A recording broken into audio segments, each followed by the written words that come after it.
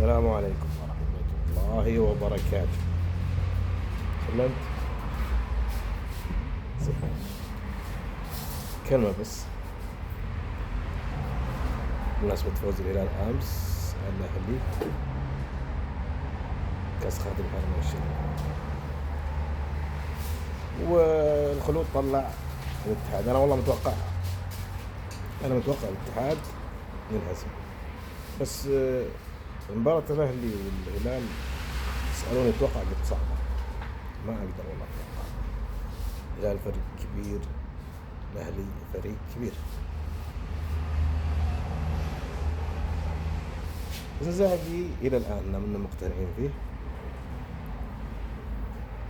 يعني مو مقتنعين، يعني قصدي يعني هو مدرب عالمي، بس مشكلته التبديلات، تأخيره في التبديلات. يعني أنت عندك الآن سالم ومالكم تقريبا 4-5 مباريات سيئين وأعطيتهم فرص. عندك مندش، عندك اللي جاء شو اسمه سايمو الظاهر اللي جاء من نيو، يا أخي ممتاز.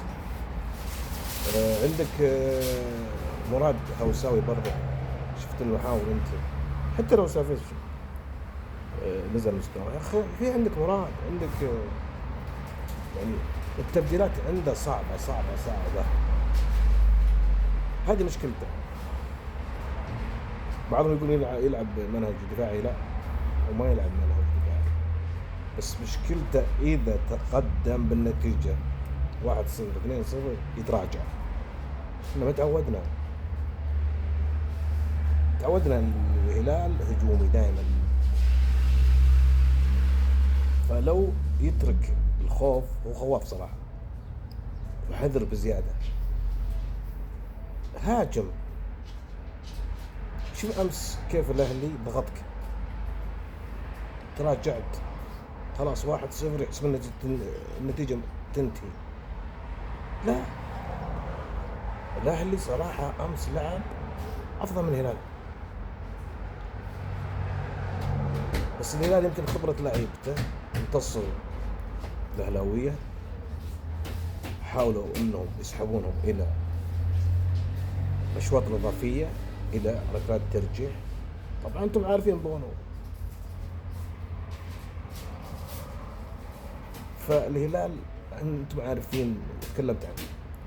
أنا أتكلم عن الأهلي صراحة أفضل فريق يقدم كورة حديثة بالدوري السعودي الآن. أنا أعطي الأهلي أفضل فريق. صح إنه نزل من القادسية، بس ترى برضه مدربهم غلط، يعني يسحب المحور ابن 6 حقهم ويسحب محرز غلط.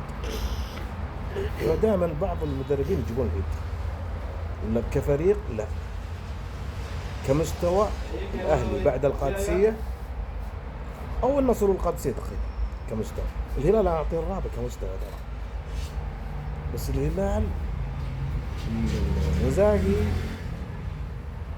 هذه خطته، خلاص يكتفي ب1-0 2-1.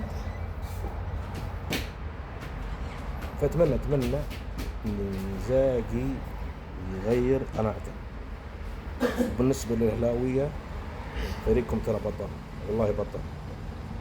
يعني حتى إذا ما حققتوا أي بطولة السنة دي، أنا أتوقع تحققوا، يعني أتوقع الأعوام القادمة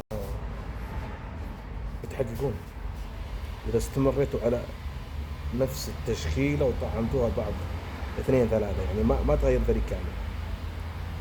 فهارد لك يا أهلاوية، وألف مبروك للهلاليين.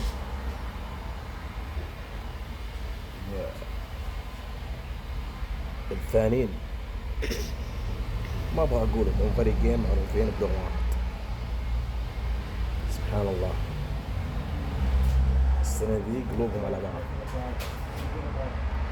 يتعبون السنة دي بتتعبون، وبإذن الله أنا متفائل خير. حتى الدوري أنا قلتها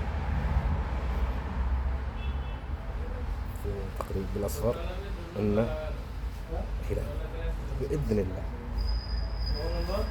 أما البطولة الأخيرة أتوقع الأهلي بياخذ بطولة بس ما أدري. العموم ألف مبروك، وبرضه نبارك إخواننا المغربيين الخبر اللي سمعناه بصحبة البطولة، علما أني ماني بمؤيد سحب بطولة قارية. ممكن تغريمات صح تغريم، أنا أحب المغرب بس أتكلم عموما يعني البطولة تسحب قليلا، تغريم ممكن، لا ما قد صارت. سلام قل شيء. أهلا قل لهم سلام عليكم، مع السلامة.